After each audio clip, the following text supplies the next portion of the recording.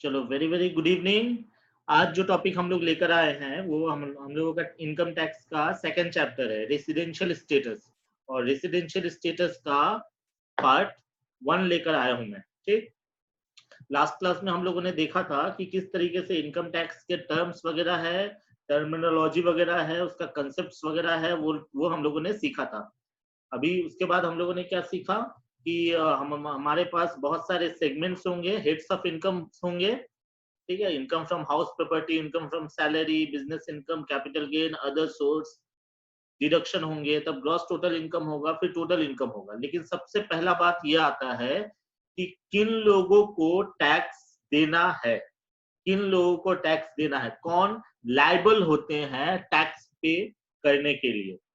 तो उन लोगों का डिसीजन कैसे निकलेगा, कैसे पता चलेगा कि ये बंदे को, मिस्टर एक्स को 2019-20 प्रीवियस ईयर में इंडियन गवर्नमेंट को, इनकम टैक्स डिपार्टमेंट को टैक्स देना है, ये कैसे पता चलेगा। तो इसको पता करने का जो तरीका है, ठीक है, यही है residential status. Okay, residential status के थ्रू हम लोग ये डिसाइड करते हैं कि कौन से बंदे को कौन से इनकम पे इंडिया में टैक्स देना है, कितना टैक्स देना है, उसके लिए कंप्यूटेशन में जाएंगे। हर एक चैप्टर को एक एक करके हम लोग सीखेंगे। तो आज स्टार्ट करते हैं रेसिडेंशियल स्टेटस। इसी के बेसिस पे ये डिसाइड होता है कि किसको टैक्स देना है, किसको टैक्स नहीं देना है। ठीक, तो सबसे इंपॉर्टेंट बात, रेसिडेंशियल स्टेटस है क्या। तो residential status of an SSC is an important factor determining the basis of charge of income which in its turn affect his tax liability। मतलब कौन सा इनकम के ऊपर चार्ज होगा, टैक्स चार्ज होगा, और कौन सा इनकम के ऊपर टैक्स लायबिलिटी निकलेगा, ये डिटरमाइन करने के लिए अपने को ये पता होना पड़ेगा कि किसी भी पर्सन का रेसिडेंशियल स्टेटस क्या है। ये रेसिडेंशियल स्टेटस तुम लोग को पहले से भी पता होगा, रेसिडेंशियल सर्टिफिकेट होता है ना, कि कौन बंदा किस जगह का रहने वाला है। तो इनकम टैक्स डिपार्टमेंट भी सबसे पहले कंप्यूटेशन से पहले ये डिसाइड करता है कि ये बंदे का रेसिडेंशियल स्टेटस क्या है। ठीक, अब ये स्टेटस के बारे में नेक्स्ट चलते हैं। स्टेटस है क्या, तो residential status and tax liability दोनों के बीच क्या कनेक्शन है। Tax liability of an assessee for a previous year depends on his total income. Total income के ऊपर डिपेंड करेगा। ठीक है, 10 12 15 इनकम हो सकते हैं किसी का, उसी के ऊपर डिपेंड करेगा for the said year, while the total income is calculated with reference to his residential status to be determined as per section 5, जो कि मैंने पहले भी बताया। ठीक है, टोटल इनकम तो है, सपोज करो हमारा 5 इनकम है, ठीक है, 10,000 10,000 10,000 10,000 10,000 करके 50,000। अब क्या सबसे पहले ये सवाल पैदा होता है कि सारे 10,000 पे टैक्स लगेगा, ये क्वेश्चन अराइज होता है। वो क्वेश्चन का जवाब ही है, you have to determine the SSC's residential status। कैसे कैसे ये चीज होता है।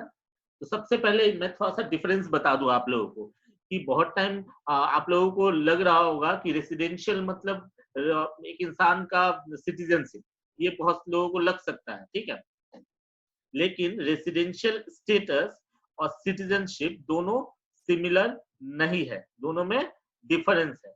क्या डिफरेंस है, residential status of an assessee does not depends on his citizenship. देखो, सिटीजनशिप और रेसिडेंशियल स्टेटस में मैं एक छोटा सा डिफरेंस बताता हूँ। जैसे तुम लोग जितने भी हो यहाँ पे, सब लोग कौन हो, सब इंडियन सिटीजन हो, सब इंडियन सिटीजन हो।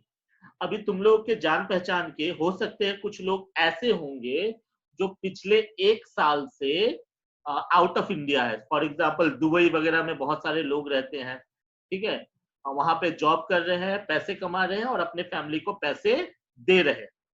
तो क्या वो लोग क्या है, वो लोग इंडियन सिटीजन है, इंडियन सिटीजन है, बट दुबई में रह के जॉब कर रहे हैं।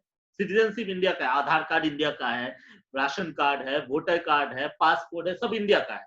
दैट्स वाई वो सिटीजन है इंडिया का, और तुम लोग भी इंडिया का सिटीजन हो। लेकिन अगर रेसिडेंशियल स्टेटस अगर मैं बताऊं, तुम लोग हो सकता है इसमें से कोई बाहर गया हो फॉरेन में, लेकिन मैक्सिमम लोग, मुझे यही लग रहा है कि पिछले 365 दिन से, ठीक है, आप लोग इंडिया में ही होगे। मतलब पूरी तरह से इंडिया में ही हो तो तुम लोगों को बोला जाएगा कि तुम लोग इंडिया के रेसिडेंट हो, बट वहां पे वो इंडियन रेसिडेंट नहीं है। Residential status as per income tax, as per income tax, मैं ये गवर्नमेंट के हिसाब से नहीं बता रहा हूँ, ये एज पर इनकम टैक्स, वो जो दुबई में बंदा है वो इंडिया का रेसिडेंट नहीं भी हो सकता है। मतलब ये पूरी तरह से डिपेंड करता है आप इंडिया में रह रहे हो या नहीं रह रहे हो। ठीक है, अगर रह रहे हो, इंडियन हो और इंडिया में रह रहे हो, तो आप सिटीजन भी हो और रेसिडेंशियल स्टेटस भी आपका रेसिडेंट हो सकता है। लेकिन आप इंडिया में, इंडिया के हो लेकिन इंडिया में नहीं रह रहे हो, तो आपका सिटीजनशिप इंडियन हो सकता है लेकिन रेसिडेंशियल स्टेटस रेसिडेंट नहीं होगा। ठीक है, मेरे ख्याल से कुछ समझ में आ रहा होगा, आगे जाके और क्लियर होगा। तो एक बार फिर से मैं बताता हूँ, residential status of an assessee does not depends on his citizenship. Citizenship से कोई मतलब नहीं है, क्योंकि मैंने बोला ना दुबई में 1 साल पहले से जो लोग थे, जो बंदा था, वो बंदा रेसिडेंट नहीं होगा। लेकिन कंडीशन और भी यहाँ पे एक चीज है, एक और सिचुएशन है, does a foreign citizen may also be resident in India if he satisfied the conditions prescribed for the same by the income tax act। ऐसे ही सपोज करो कोई यूएसए का बंदा है, पिछले 1 साल से इंडिया में वो रह रहा है, क्या कर रहा है, सपोज करो वो मीडिया में है। ठीक है, मीडिया में रह के इंडिया में क्या कर रहा है, वो इंडिया का मतलब इंडिया में कुछ चैनल कर रहा है, कुछ अर्निंग कर रहा है, जो भी हो। ठीक है, और इंडिया में 1 साल से रह रहा है, तो उसका सिटीजनशिप क्या है, सिटीजनशिप है उसका यूएसए का, बट वो इंडिया में रह रहा है, इसका मतलब वो रेसिडेंट है इंडिया का। ठीक है, ये एज पर इनकम टैक्स बोल रहा हूँ। दूसरे जगह पे ये सब चीज को तुम लोग लागू मत करना कि हाँ सर कहीं और कुछ लिखा हुआ है, ये एज पर इनकम टैक्स जो बात है वो बता रहा हूँ। इसका मतलब सिटीजनशिप अलग चीज हुआ और रेसिडेंशियल स्टेटस अलग चीज हुआ।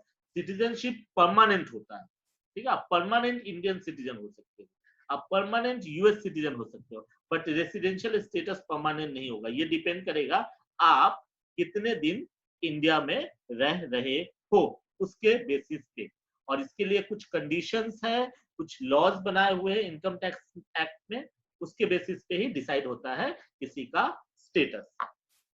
आगे अगर चले तो different residential status for different previous year. अभी बात ये है कि जरूरी नहीं है, देखो सपोज करो आज तुम इंडिया का सिटीजन हो, पिछले साल भी इंडिया का सिटीजन थे, ठीक है, उसके पिछले साल भी इंडिया का सिटीजन रहे होगे, मतलब सिटीजनशिप परमानेंट है। और मैंने थोड़ी देर पहले बताया था ये चीज, लेकिन रेसिडेंशियल स्टेटस परमानेंट नहीं होता, ये डिपेंड करता है आपके रहने के ऊपर।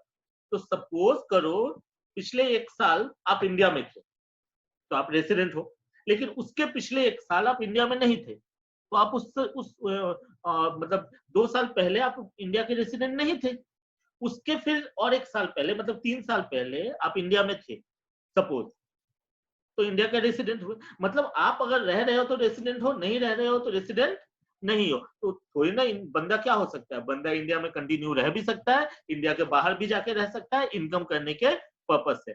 इसलिए बोला गया है कि रेसिडेंशियल स्टेटस और क्या बोलते हैं अलग अलग प्रीवियस ईयर में, अलग अलग प्रीवियस ईयर बोलने का मतलब हम लोग का प्रीवियस ईयर क्या है, जो पिछला साल 2019-20 हम लोग का प्रीवियस ईयर है। तो अलग अलग प्रीवियस ईयर में ये देखा जाएगा कि बंदा इंडिया में है या नहीं है, उसके बेसिस पे रेसिडेंशियल स्टेटस निकाला जाएगा। तो मतलब अगर रह रहा है तो रेसिडेंट है, नहीं रह रहा है तो रेसिडेंट नहीं है। तो क्या लिखा हुआ है यहाँ पे, residential status of an SSC is to be determined with reference to each previous year. Okay, हर प्रीवियस ईयर का रेफरेंस से अलग अलग निकल सकता है। In other words, residential status of an SSC may differ from one previous year to another previous year. ठीक है, एक प्रीवियस ईयर और अनदर प्रीवियस ईयर में अलग अलग हो सकता है। ठीक है, चलो इसको और डिटेल से हम लोग जानते हैं। Residential status in India and abroad. अभी क्या है, सपोज ये मैं पूरा पैरा को एक बार पढ़ देता हूँ, ठीक है, थोड़ा सा कॉम्प्लिकेटेड है, टैक्स का रूल्स रेगुलेशन थोड़ा कॉम्प्लिकेटेड है, और ये जो मैं रूल्स आज बता रहा हूँ ना, इसके बेसिस पे मैं कल सम्स कराने वाला हूँ, तो रूल्स आज समझना बहुत जरूरी है। ठीक है, ये मतलब क्वेश्चन आता है एग्जाम में, determine the residential status of mister Ramkishan. ठीक है, उसका रेसिडेंशियल स्टेटस निकालो। If a person is resident in India for a particular previous year, he may be resident in other countries for the same previous year. एक ही previous year में suppose तुम India का resident हो सकते हो, तुम दूसरे कंट्री का भी रेसिडेंट हो सकते हो। अब बोलोगे सर ये क्या बात हुआ? तो रूल्स रेगुलेशन ऐसा बनाया हुआ है, सपोज हम लोग इंडियन इनकम टैक्स पर हैं, एक बंदा दुबई में रह रहा है, जॉब कर रहा है, पैसे कमा रहा है और इंडिया में पैसा भेज रहा है, तो वो इंडिया में भी रह रहा है, ठीक है। तो कुछ रूल्स रेगुलेशन ऐसा बनाया हुआ है ना कि कभी कभी लोग ना इंडिया का भी रेसिडेंट हो जाता है और दुबई का भी रेसिडेंट हो जाता है। अभी वो उसको इंडिया में भी हो सकता है कुछ इनकम पे टैक्स देना पड़ेगा और दुबई में भी कुछ इनकम पे टैक्स देना पड़ सकता है। मतलब एक इंसान एक कंट्री से ज्यादा कंट्री में रेसिडेंट हो सकता है, ठीक है, क्योंकि हम अलग अलग कंट्री का इनकम टैक्स का रूल अलग अलग होगा। तो हम लोग को दूसरे कंट्री का नहीं पढ़ना है, सिर्फ इंडिया का पढ़ना है। तो फिर से एक बार लाइन को रीड करता हूँ। If a person is resident in India for a particular previous year, he may be resident in other countries for the same previous year. Thus, a person may be resident in more than one country simultaneously for one previous year for income tax purpose. ये income tax purpose के लिए हो सकता है। The status is to be determined on the basis of relevant facts and rules. अभी तुम लोगों को थोड़ा बहुत कंफ्यूजन हो रहा होगा, ठीक है। क्या कंफ्यूजन हो रहा होगा कि सर कभी बोलते हैं कि एक जहां रहेंगे वहां का रेसिडेंट है, अभी सपोज वो दुबई में रह रहा है तो इंडिया का रेसिडेंट कैसे होगा, या फिर इंडिया में रह रहा है तो दुबई का रेसिडेंट कैसे होगा, ठीक है। तो इसका रूल्स बड़ा मजेदार है, आगे चल के हम लोग पढ़ेंगे। मतलब अभी सिर्फ तुम लोगों को याद रखना है, थोड़ा सा मैं पीछे जाता हूँ, कुछ बात को याद रखना है। पहला नंबर बात, टैक्स लायबिलिटी डिपेंड करता है किसके ऊपर? आपका रेसिडेंशियल स्टेटस के ऊपर। रेसिडेंशियल स्टेटस और सिटीजनशिप दोनों अलग है। सिटीजनशिप परमानेंट है, रेसिडेंशियल स्टेटस टेम्पररी है। ओके, अलग अलग प्रीवियस ईयर का रेसिडेंशियल स्टेटस अलग अलग हो सकता है और एक इंसान इंडिया के साथ साथ दूसरे कंट्री का भी रेसिडेंट कहला सकता है। कैसे? तो आगे चलते हैं, ठीक है। अभी जब रेसिडेंशियल स्टेटस निकाला जाता है तो हम लोगों ने लास्ट चैप्टर में पढ़ा था कि अलग अलग टाइप के पर्सन्स है, ठीक है। तो जैसे एक इंडिविजुअल है और एक कंपनी है, तो फिर दोनों का रेसिडेंशियल स्टेटस निकालने का तरीका भी अलग अलग है, ठीक है। क्योंकि एक इंडिविजुअल जब चाहे इंडिया से बाहर जा सकता है, जब चाहे इंडिया के अंदर आ सकता है, सिर्फ पासपोर्ट होना चाहिए उसके पास, पासपोर्ट वीजा होना चाहिए। लेकिन एक कंपनी जब चाहे बाहर और अंदर नहीं हो सकता है, ठीक है, उसके लिए बहुत लीगल फॉर्मेलिटीज है, तो ये देखना पड़ता है, ठीक है। तो रेसिडेंशियल स्टेटस मैं रीड कर रहा हूँ। Residential status is to be determined with reference to each category of taxable entities according to the relevant rules prescribed for such entity. For this purpose, taxable entities are classified as number one individual, उसके लिए अलग rule है। Hindu undivided family के लिए अलग है। Farm, association of person और body of individual का एक रूल है, इसलिए इसको एक कैटेगरी में रखा है। कंपनी का अलग रूल है और बाकी जो बचे उसका अलग रूल है, ठीक है। तो मैं तुम लोगों को बता दूं, तुम लोगों के सिलेबस में सिर्फ डिटर्मिनेशन ऑफ इंडिविजुअल है, determination of residential status of individual है। मतलब हम लोग सिर्फ इंडिविजुअल का, इंडिविजुअल मतलब तुम लोगों का, मेरा रेसिडेंशियल स्टेटस कैलकुलेट करना सीखने वाले हैं, ठीक है। आगे चलते हैं हम लोग। ये यहाँ तक सबका क्लियर है ना? ये थोड़ा सा कंफ्यूजिंग है, एक बार रिप्लाई कर दो, कोई किसी का अगर कुछ डाउट है तो रिप्लाई कर दो बाबू, हाँ, क्योंकि ये थोड़ा सा कंफ्यूजिंग है, ठीक है। सिटीजनशिप क्या चेंज हो सकता है सर? वो तो अलग मायने रखता है, ठीक है, ठीक है। तुम यूएसए में चले जाओ, यूएसए में 5 साल तक रहो, ठीक है, उसके बाद सिटीजन हो सकते हो। यूएसए में जाके 2 साल तक रहो, वहां का किसी लड़की से शादी कर लो, वहां का सिटीजन वाली, तब भी रेसिडेंट हो जाओगे, तो वो अलग मैटर है, ठीक है, वो मायने नहीं रखता है। और जिसने ऑडियो ऑन किया है काइंडली ऑफ करो, जिसने ऑडियो ऑन किया है, ठीक है। चलो अभी आगे चलते हैं, मजेदार चीज तो अब आने वाला है। कोई मैसेज किया? Just a minute sir. Okay sir, ठीक है। इसको रेसिडेंशियल अपना चेंज करने का, बहुत सिटीजनशिप चेंज करने का इच्छा है राहुल को। चलो अभी क्या मैंने बताया था, इंडिविजुअल का, यहां से मेन फंडा स्टार्ट होता है। ठीक है, एक इंसान का क्या क्या स्टेटस हो सकता है। एक इंसान का रेसिडेंशियल स्टेटस दो टाइप के हो सकते हैं, या तो वो रेसिडेंट होंगे या फिर नॉन रेसिडेंट होंगे। रेसिडेंट मतलब इंडिया में रहता है, इंडिया का है, इंडिया में स्टे किया। नॉन रेसिडेंट मतलब इंडिया में नहीं रह रहा है, इंडिया में स्टे नहीं कर रहा है, सीधी सी बात है। नॉन रेसिडेंट है तो कोई बात है ही नहीं। पूरे वर्ल्ड में कितने हैं, 735 करोड़ पॉपुलेशन है, इंडिया में 135 है, तो 600 करोड़ को बाहर कर दो, नॉन रेसिडेंट है। ठीक है, अभी 135 करोड़ के बारे में बात करते हैं। तो रेसिडेंट जो हुआ, ये रेसिडेंट भी दो कैटेगरी के होते हैं, resident and ordinarily resident and resident but not ordinarily resident. ठीक है, तो ये जो नीचे का मैंने लिखा है, रेसिडेंट एंड ऑर्डिनरीली रेसिडेंट और resident but not ordinary resident, ये बात तब आएगा जब एक इंसान रेसिडेंट होगा, तब जाके कैटेगराइजेशन होता है कि भैया ये रेसिडेंट एंड ऑर्डिनरीली रेसिडेंट है या resident but not ordinarily resident. Okay, तो अगर इसके हिसाब से अगर मैं बताऊं तो तीन टाइप का रेसिडेंशियल स्टेटस हो जाएगा। एक होगा रेसिडेंट एंड ऑर्डिनरी रेसिडेंट, और दूसरा होगा resident but not ordinary resident, और थर्ड होगा नॉन रेसिडेंट। ठीक है, अभी आगे हम लोग जाते हैं, ये इसको आगे बढ़ाते हैं। थोड़ा सा how to determine residential status. Residential status निकालने का क्या तरीका है, मैंने वही चीज को एक्सप्लेन किया। For the purpose of income tax in India, the income tax laws in India classifies taxable person as number a resident, number B, a resident but not a resident। अच्छा, यहाँ पे थोड़ा सा मैंने टाइपिंग में mistake कर दिया है। ठीक है, ये मैं मुंह से बोल दे रहा हूँ, फर्स्ट वाला में मैंने थोड़ा सा छोड़ दिया। हाँ, रेसिडेंट एंड ऑर्डिनरी रेसिडेंट होगा ये वाला। हाँ, थोड़ा सा मिस्टेक हो गया, ये जो नीचे दिया हुआ है ना यहाँ पे, ये वाला पार्ट। ठीक है, ये मैं एंड ऑर्डिनरी रेसिडेंट लिखना छूट गया मेरा। ठीक है, वही तीन कैटेगरी यहाँ पे दिया हुआ है। ठीक है, इसको स्लाइड को स्किप करते हैं, काम का उतना है भी नहीं।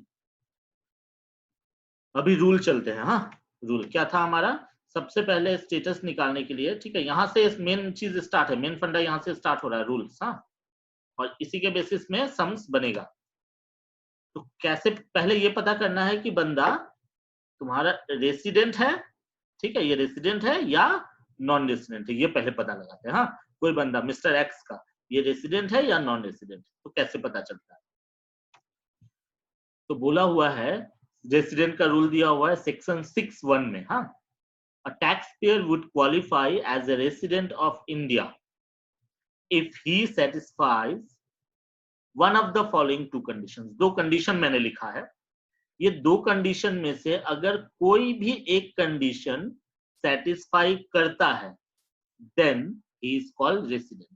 I repeat, दो कंडीशन में से कोई भी एक कंडीशन अगर सेटिस्फाई करता है, then he is called resident। दो कंडीशन क्या है, stay in India, number one, stay in India for a year is 182 days or more under section 6(1)(a। बोला हुआ है एक इंसान अगर इंडिया में 182 डेज या उससे ज्यादा रहता है तो वो रेसिडेंट है। 182 डेज, इसका मतलब ये क्या सर, ये क्या कैलेंडर देखना पड़ेगा, काउंटिंग करना पड़ेगा क्या? यस, काउंटिंग करना पड़ेगा। ठीक है, कैलेंडर देखना यहाँ पे बहुत जरूरी है। अगर आपको यहाँ पे समझ के रखो, कैलेंडर देखना ही सिखाने वाला हूँ। अगर एक बंदा 182 दिन इंडिया में रहता है, 182 डेज या उससे ज्यादा रहता है, तो रेसिडेंट है। अभी तुम लोग बताओ तो तुम लोग क्या हो? ठीक है, मैसेज में एक बार रिप्लाई कर देना। कोई अगर 182 डेज से कम है इंडिया में रहा है पिछले साल, तुम लोग का प्रीवियस ईयर क्या है, मैं फिर से याद दिलाता हूँ, 19-20 में कोई ऐसा है जो 182 डेज से कम इंडिया में रहा है? कोई है तो रिप्लाई करना। अगर नहीं रिप्लाई करोगे तो मैं तुम लोगों को रेसिडेंट एज्यूम करके काम आगे बढ़ाऊंगा मेरे ख्याल से। ठीक है, चलो, कोई भी रिप्लाई नहीं किया, मतलब सब लोग 182 डेज से ज्यादा इंडिया में स्टे किए हो पिछले साल। तो इसका मतलब ये है कि तुम लोग इवन मैं भी 182 डेज से ज्यादा इंडिया में था, ठीक है, ऑलमोस्ट 365 डेज ही इंडिया में था। तो इसका मतलब हम और तुम दोनों ही कौन हो गए, रेसिडेंट हो गए, ठीक है। अभी क्या है, कोई बंदा ऐसा भी है जो इंडिया में भी रहता है और इंडिया के बाहर भी रहता है। जैसे बहुत लोग ये तुम लोग देखते हो, जैसे जॉब करने के लिए गया, 6 महीना 5 महीना 3 महीना का कॉन्ट्रैक्ट पे यूएसए गया है, ठीक है, 2 महीने का कॉन्ट्रैक्ट पे यूके गया है, 6 महीने का कॉन्ट्रैक्ट पे कोई दूसरे कंट्री में गया है, दुबई में गया है, वहां पे रह रहा है, फिर इंडिया में आ रहा है, ठीक है। अभी अगर दुबई में वो गया है, ठीक है, और उसका डेज हो गया 180 डेज, ठीक है, मतलब इंडिया में 180 डेज, और टोटल कितने दिन होते हैं इंडिया एक साल में, 365 डेज। तो 365 में से 180, याद रखना मैंने 2 दिन कम किया, 180 डेज इंडिया में है और बाकी दिन वो दुबई में। 180 डेज इंडिया में है। तुम लोग चाहो तो कॉपी पेन लेके ये चीज को रखना, ठीक है, हो सकता है लिख लिख के भी समझना पड़े, ठीक। एक्चुअली कल मैं बोर्ड के साथ आऊंगा, आज रूल्स बता रहा हूँ, कल उसको फिर से एक्सप्लेन करना पड़ेगा। 180 डेज इंडिया में है और बाकी दिन दुबई में है। तो पहला वाला रूल नहीं लगा, लगा क्या, 182 डेज इंडिया में नहीं है तो तब तो वो रेसिडेंट नहीं हुआ। तो उन लोगों के लिए दूसरा रूल है। दूसरा रूल क्या है, stay in India for the immediately 4 preceding years is 365 days or more and 60 days or more in relevant financial year। थोड़ा सा कॉम्प्लिकेटेड लाइन लग रहा होगा तुम लोगों को, अब मैं बताता। सबका तुम लोगों को याद है ना, तुम लोगों का प्रीवियस ईयर क्या है, 1920।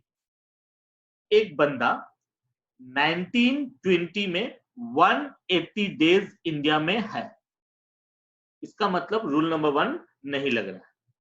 एक बंदा 1920 में 180 डेज इंडिया में है, रूल नंबर 1 नहीं लगा। बट सेकंड रूल बोलता है, सेकंड रूल ये बोलता है कि अगर आप 60 डेज से ज्यादा भी अगर है, relevant financial year means your previous year, तुम्हारा प्रीवियस ईयर कौन सा है, तुम्हारा प्रीवियस ईयर 1920।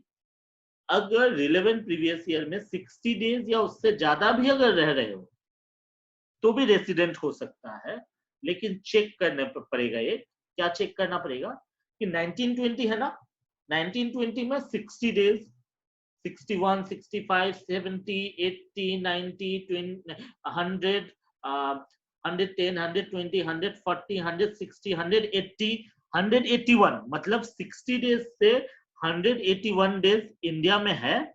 अगर ऐसा बंदा के बारे में बात कर रहे हैं 60 डेज से 181 डेज, तो उसका चेक करना पड़ेगा कि पीछे के 4 सालों में, मतलब 19-20 में अगर 60 डेज से 180 डेज इंडिया में है, 181 डेज, और उससे पीछे के 4 सालों में, मतलब 18-19, 17-18, 16-17 और 15-16, ये 4 सालों में अगर टोटल 365 दिन अगर इंडिया में है तो भी वो रेसिडेंट कहलाएगा। हाँ, तो क्या बता रहा था मैं कि अगर 182 डेज इंडिया में हो तब तो फिर रेसिडेंट हुए, लेकिन अगर 60 डेज से 181 डेज भी अगर इंडिया में हो, ठीक है, यहाँ पे मैंने लिखा नहीं है मोर देन 60 और मोर देन 60 डेज मैंने लिखा है, ठीक है। अगर 60 डेज से ज्यादा या फिर 181 डेज तक, क्यों 182 हो जाएगा तो रूल नंबर 1 चला जाएगा, ठीक है। अगर 60 से 181 डेज अगर कोई बंदा इंडिया में है तो भी वो रेसिडेंट होगा, लेकिन उसके पिछले 4 साल के रिकॉर्ड को चेक करना पड़ेगा। क्या चेक करना पड़ेगा कि ये बंदा उस टाइम इंडिया में 365 दिन था या नहीं, ठीक है। 365 दिन मतलब 19-20 में 60 डेज से 181 डेज, एंड 18-19, 17-18, 16-17 और 15-16, ये 4 साल जो पीछे का आता है, इसमें वो 365 दिन इंडिया में है या नहीं, ठीक है। ये दोनों में से अगर कोई भी रूल सेटिस्फाई करता है बंदा, तो उसे बोला जाएगा कि वो इंडिया का रेसिडेंट है। ठीक है, अगर यहां से किसी का भी कोई भी डाउट है, अभी पूछो, मैं क्लियर कर दूंगा। किसी का कोई भी डाउट होने से आप मैसेज करो, आई एम वेटिंग, मैं अभी क्लियर कर दूंगा। 182 डेज इंडिया में है तो भी रेसिडेंट है, लेकिन अगर 60 डेज से 181 डेज इंडिया में है, ठीक है, प्रीवियस ईयर में, और उसके पिछले साल, उसके पिछले 4 साल में अगर वो इंडिया में, ठीक है सर, वो 60 डेज समझ नहीं आ रहा है। तुम लोगों का प्रीवियस ईयर क्या है पूजा?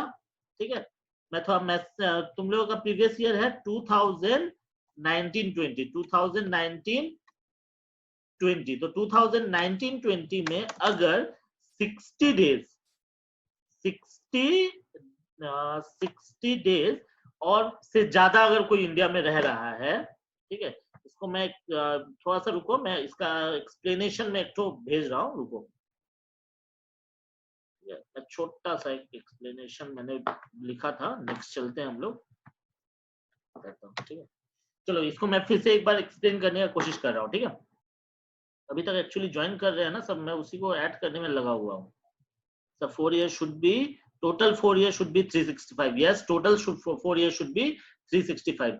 एक बार रिपीट करते हैं इसको वापस से। तुम लोगों का प्रीवियस ईयर 1920, ओके, 1920 का स्टार्टिंग कब हुआ था? 1 अप्रैल 2000। 19 को क्लोज कब हुआ था? 31 मार्च 2020 को, ठीक है। 365 दिन का ये पीरियड था। इस पीरियड में अगर कोई बंदा 1920 में 182 डेज या उससे ज्यादा इंडिया में स्टे कर रहा है, रह रहा है, रेसिडेंट हुआ, ठीक। अभी बहुत सारे लोग ऐसे होंगे जो 182 डेज से कम इंडिया में रहे होंगे। सपोज कोई बंदा 180 दिन इंडिया में था, कोई बंदा 90 दिन इंडिया में था, कोई बंदा 70 डेज इंडिया में था, ठीक है। मतलब मैं जितना भी एग्जांपल ले रहा हूँ वो 182 डेज से कम वाला ले रहा हूँ, लेकिन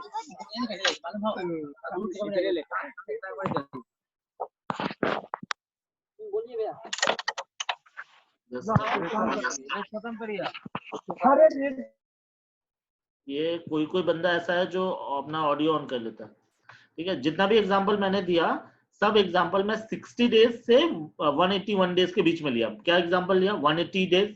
कॉपी में लिखना, हाँ, मैं कुछ डेज बताता हूँ, कॉपी भी लिखना, अगर कॉपी सामने है तो होना चाहिए। 180 डेज एक एग्जांपल दिया मैंने। दूसरा एग्जांपल मैंने 100 डेज बोल रहा हूँ, 100 डेज, और तीसरा मैं बोल रहा हूँ 60 डेज। 180 डेज, 100 डेज, 60 डेज, ये तीनों एग्जांपल मैं कौन सा लिया? 182 से कम है। तो 182 से कम है तो फिर रेसिडेंट नहीं हुआ। लेकिन सेकंड प्रोविजन भी है क्या, कि अगर कोई बंदा 1920 में 2019-20 में 60 डेज से ज्यादा बट 182 डेज से कम इंडिया में है, तो भी वो रेसिडेंट होगा। लेकिन उस केस में थोड़ा एक एक्स्ट्रा चीज देखना पड़ेगा कि वो बंदा 1920 से पहले के 4 साल में, मतलब पास्ट रिकॉर्ड चेक करना पड़ेगा उसका, पहले के 4 साल में वो टोटल 365 डेज इंडिया में था या नहीं। 4 साल में तो हर साल 365 डेज था। चारों साल में किसी साल मान लो 100 दिन इंडिया में था, दूसरे साल भी 100 दिन इंडिया में था, तीसरे साल भी 100 दिन था, चौथे साल भी 100 दिन था, वो जो प्रीसीडिंग 4 इयर्स में बोल रहा हूं, उसमें वो टोटल 100 करके 400 दिन हो गया, तो 365 दिन से ज्यादा हुआ ना। तो प्रीवियस ईयर में अगर कोई बंदा 60 डेज से 181 डेज इंडिया में है, और उससे पहले का 4 साल में अगर वो 365 दिन इंडिया में है, then he is also he is called resident. Okay, is that clear? Must reply, must reply, must reply. Is that clear? Yes sir, yes sir, yes, हाँ सर, यस सर। सर अगर कोई बंदा हर साल ऐसा करे तो क्या हर साल कैलकुलेट करना पड़ेगा? यस यस यस, हर साल करना पड़ेगा। Yes sir, clear sir, yes sir, yes sir, very good. हाँ पूजा रॉय, हर साल करना पड़ेगा बाबू। हर असल में रेसिडेंशियल स्टेटस हर साल कैलकुलेट होता है, ठीक है, हर साल कैलकुलेट होता है। और ये कैलकुलेशन के ऊपर ही इनकम टैक्स वाले लोग पैसे कमा रहे हैं, ठीक है। क्या क्या पैसे कमा रहे हैं? कैलकुलेशन के लिए हम लोग क्या करते हैं, जाते हैं वकील वगैरह लोगों के पास, या फिर चार्टर अकाउंटेंट लोगों के पास जाते हैं। क्यों जाते हैं? क्योंकि हम लोग कैलकुलेट नहीं कर पाते, वो कैलकुलेट कर देता है हमारा, ठीक है। तो ये तो रहा क्लियर। लेकिन एक कुछ डेज हम लोगों ने छोड़ दिया। अगर कोई बंदा, ठीक है, यहाँ तक क्लियर है सबका, सबने रिप्लाई किया। लेकिन कोई बंदा अगर 60 डेज से कम इंडिया में है तो मतलब, मैं एग्जांपल फिर बोलता हूँ, कॉपी रखना साथ में। 59 days, 58 days, 50 days, 42 days, 34, 21 and सबसे जबरदस्त 0, ठीक है। कोई बंदा 0 दिन इंडिया में है। इमरान खान कितने, पाकिस्तान का प्रधानमंत्री इंडिया आया था पिछले साल? नहीं आया था। इसका मतलब वो 0 दिन इंडिया में था, ठीक है। तो कोई अगर 0 दिन से 59 डेज तक अगर इंडिया में रह रहा है, ठीक है, तो वो लोग क्या हो जाएंगे? Non resident. अगर मान लो कोई 59 डेज इंडिया में है, तो बाकी जो बचे, कितने दिन बचे? 365 में से 59 माइनस कर देना। बाकी दिन वो कहाँ था? वो इंडिया से बाहर था। दैट्स व्हाई वो नॉन रेसिडेंट होगा। तो रेसिडेंट होने का रूल समझ में आया? या तो 1 सेटिस्फाई करेगा या फिर 2 सेटिस्फाई करेगा। ये दोनों अगर सेटिस्फाई नहीं होंगे, तब बंदा कहलाएगा नॉन रेसिडेंट। 1 2 बीच में और लिखा है मैंने, 1 सेटिस्फाई करे या 2 सेटिस्फाई करे, रेसिडेंट हो जाएगा। बट अगर दोनों का दोनों सेटिस्फाई नहीं किया, मतलब 0 डेज से लेके 59 डेज अगर हो गया, कोई रहा इंडिया में, तब उसे बोलेंगे नॉन रेसिडेंट, ठीक है। चलो आगे बढ़ता हूं फिर। लेकिन कुछ ना कंडीशंस है। ये जो दो ठो रूल है, मतलब रेसिडेंट का अगर हम लोग बोले तो 2 रूल है, ठीक है। तो यहाँ पे मैंने बहुत कुछ मैंने दिया है, ठीक है।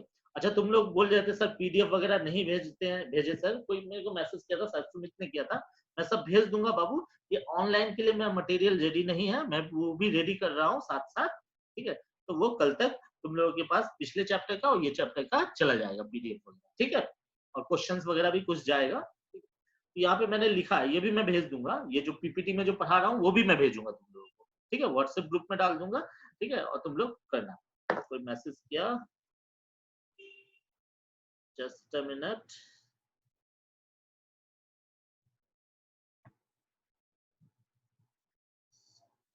सर रेसिडेंशियल होने पर ना होने से क्या डिफरेंस है? बाद में बात करेंगे उसको, वो नेक्स्ट सेगमेंट है। हाँ, सबसे पहले रेसिडेंशियल स्टेटस निकालना सीख ले, ठीक है। उसके बाद फिर उससे क्या डिफरेंस है वो हम लोग का पार्ट 2 में आएगा, इंसिडेंस ऑफ टैक्स, ठीक है। वो हम लोग बाद में पढ़ेंगे, ठीक है।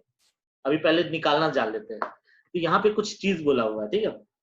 क्या बोला हुआ था मैं पढ़ता हूँ। असल में ये रूल है क्या, सेक्शन 6(1) है ना, तो 6(1) में कौन सा था?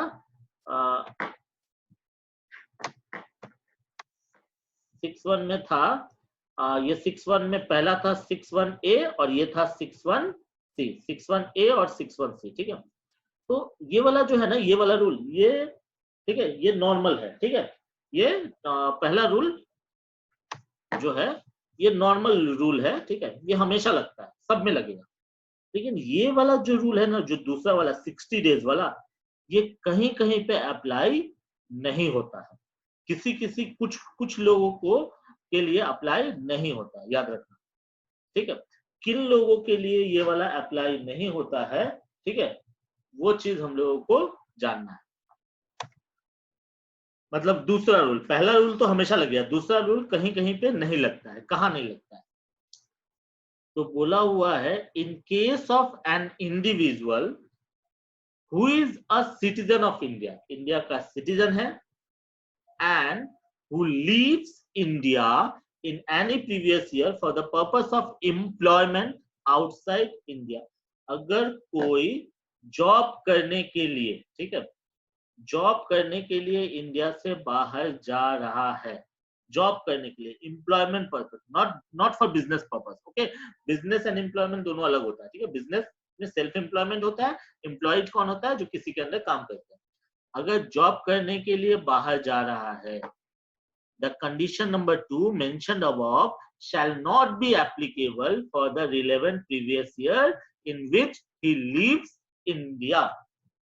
In other words, for that particular previous year in which he leaves India for the purpose of employment outside India, he shall be called resident only when he satisfied the condition number 1 mentioned. Short में अगर बताओ तो simple सा बात फंडा समझ ले, कोई बंदा जॉब के लिए इंडिया से बाहर जा रहा है, ठीक है, तो उसके लिए हम लोग ये सेकंड वाला रूल नहीं लगा सकते हैं। ये जो सेकंड वाला रूल था हमारा, ये सेकंड रूल नहीं लगेगा। कब नहीं लगेगा? अगर कोई जॉब के लिए बाहर जा रहा है, ठीक है। याद रखना, क्वेश्चन में नहीं बोलेगा कि पहला रूल लगाओ सेकंड रूल लगाओ, तुझे रूल याद रखना है, ठीक है। रूल याद रखना है मतलब वहां पे बोल दिया कि एक बंदा है मिस्टर राम, वो जॉब के लिए दुबई जा रहा है और उसका रेसिडेंशियल स्टेटस में तुमने ऐसे निकाल दिया, ये सेकंड वाला रूल लगा के, तो पूरा ही जीरो हो जाएगा अंडा। और टैक्स में अंडा होता है, ठीक है, वो जो काट कूट के थोड़ा बहुत नहीं होता है, गलत हुआ तो पूरा टैक्स का अगर रूल्स रेगुलेशन से छेड़खानी किए, ठीक है, तो फिर अंडा बैठाएगा, ठीक है, हाथी का अंडा मिलेगा तुम लोगों को, याद रखना। ओके, तो समझ में आया? अगर कोई जॉब पर्पस के लिए बाहर जा रहा है। या फिर एक और कंडीशन, एक और कंडीशन है, ये बीच बीच में कुछ लोग ऐसे हैं, क्या करूं, अपना ऑडियो का बातचीत सुनाने लगते हैं कुछ लोग, मुझे बार बार म्यूट करना पड़ता है। काइंडली कोई भी अपना ऑडियो ऑन मत करना, ठीक है। अभी जो ज्वाइन किए हैं उसका ऑडियो ऑन था, सौरभ का ऑडियो ऑन मत करना तुम लोग, बीच में डिस्टरबेंस होता है। चलिए, फिर क्या लिखा हुआ है? Similarly in case of an individual who is a citizen of India and who lives India in any previous year as a member of the crew of any Indian ship, the condition number 2 shall not be applicable, because crew में भी क्या होता है ना, लोग job purpose के लिए ही जाते हैं, ठीक है। तो सीधी सी बात है, रूल नंबर 2 कब कब नहीं लगेगा? जो कंडीशन है कि अगर कोई जॉब के लिए बाहर जा रहा है या फिर कोई क्रू का मेंबर है, ठीक है, तब रूल नंबर 2 नहीं लगेगा, ठीक है। सर आपका पीपीटी नहीं दिख रहा है क्या? अभी भी नहीं दिख रहा है राहुल?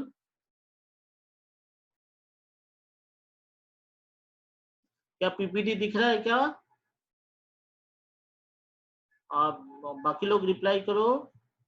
और किसी का कोई है जिसका पीपीटी नहीं दिख रहा है? सबका दिख रहा है पीपीटी?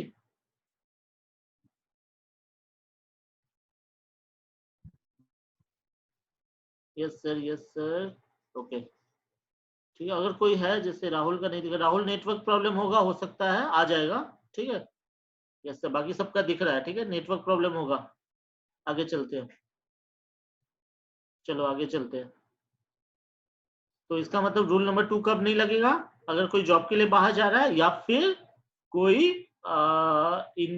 इंडियन शिप का के क्रू का मेंबर है, ठीक है, इंडियन शिप के क्रू के मेंबर है। क्रू मतलब जानते हो ना, टाइटैनिक, उसको क्रू बोलते हैं। वैसे जहाज को, वैसे शिप्स को क्रू बोलते हैं, ओके, जहां पे लोग रहते हैं। तो उस केस में रूल नंबर 2 नहीं लगेगा, ठीक। एक और कंडीशन, क्या condition? In case of an individual, ये वाला बता रहा हूँ, नीचे वाला पॉइंट था।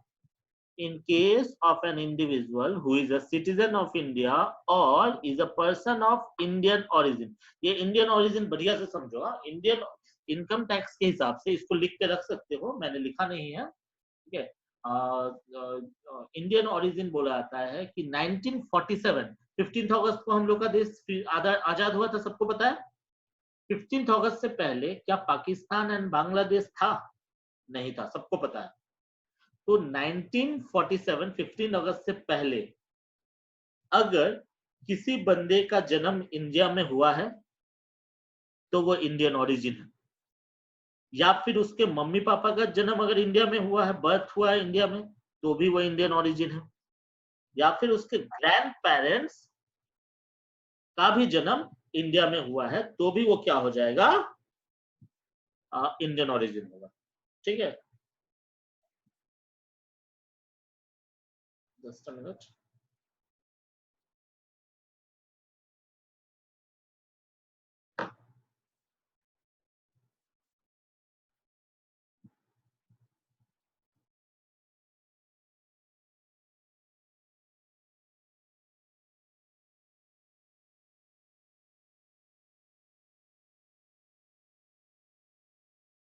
हाँ, क्या बोल रहा था इंडियन ओरिजिन का रूल्स में, इंडियन ओरिजिन के रूल्स में मैं बोल रहा था कि अगर कोई बंदा 1947 से पहले इंडिया में जन्म लिया है, जैसे दादाजी लोग, ये कोई भी हो सकते हैं, तो वो इंडियन ओरिजिन है। अगर किसी के मम्मी पापा इंडिया में जन्म लिए हैं 1947 से पहले, तो भी वो इंडियन ओरिजिन है। और किसी का जन्म ही हुआ इंडिया में, तो भी, तो जैसे तुम लोग 1947 के बाद के हो, लेकिन इंडिया में जन्म हुआ ना, तो तुम लोग इंडियन ओरिजिन। ठीक है, जो लोग बाहर रह रहे उन लोगों के बारे में बता रहा हूँ। या फिर किसी के ग्रैंड पेरेंट्स, या तो मटेरियल ग्रैंड पेरेंट्स हो या पैटर्नल ग्रैंड पेरेंट्स हो, वो अगर उनका जन्म अगर इंडिया से बाहर हुआ है, तो भी वो इंडियन ओरिजिन है। ठीक है, याद रखना। ठीक है, अगर सपोज कोई बंदा का जन्म, जैसे तुम लोगों का जन्म इंडिया में हुआ है, तुम लोग इंडियन ओरिजिन हो। ठीक है, कोई बाहर जो लोग रह रहे हैं उन लोगों के बारे में बात हो रहा है। ठीक, तो बहुत सारे एनआरआई लोग हैं ना, जो बाहर रहते हैं, विदेश में रहते हैं। ठीक है, वो लोग इंडिया आते हैं बीच बीच में घूमने के लिए, इंडियन ओरिजिन, और इंडिया का सिटीजन भी हो सकता है। ठीक है, तो बोला इन case of an individual who is citizen of India, या तो वो सिटीजन ऑफ इंडिया है और is a person of Indian origin, या फिर वो हो सकता है यूएस का सिटीजन है लेकिन वो इंडियन ओरिजिन है, हु बीइंग आउटसाइड इंडिया, लेकिन रहता बाहर है, comes on a visit to India in any previous year. The condition number 2 mentioned above in his case also shall not be applicable। मतलब अगर ऐसे लोग इंडिया घूमने के लिए आते हैं, तुम लोगों का ताजमहल देखने आते हैं, ठीक है, तो वो उस पे रूल नंबर 2 नहीं लगेगा। ठीक है, तो इसका मतलब हम लोगों ने क्या देखा, इन other words, he shall not be resident in India unless his stay in India is at least 182 days during the relevant previous year in which he visits India। इसका मतलब क्या हुआ कि रेसिडेंट होने का ये दो रूल है, 182 डेज या फिर ये वाला। ठीक है, सेकंड वाला। बट सेकंड वाला रूल जो है ना, 3 केस में नहीं लगेगा। पहला, जॉब के लिए कोई बाहर जा रहा है। दूसरा, वो क्रू का मेंबर है, इंडियन शिप के क्रू का मेंबर है। और तीसरा, इंडियन सिटीजन है या इंडियन ओरिजिन है और इंडिया घूमने के लिए आया है। उन लोगों के लिए ये सेकंड नंबर रूल नहीं लगेगा। Is that clear? Kindly reply. कुछ डाउट होने से मैसेज कर सकते हो।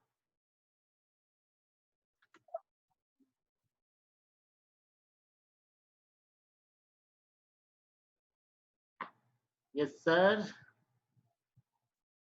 किसी का कोई डाउट होने से बोलो, मैं इसको क्लियर कर दूंगा। अदरवाइज मैं नेक्स्ट सेशन, नेक्स्ट सेगमेंट में चलता हूँ। ठीक है, फटाफट क्लोज करते हैं। Yes sir, yes sir, yes sir, yes sir. चलो ठीक है, वेरी गुड।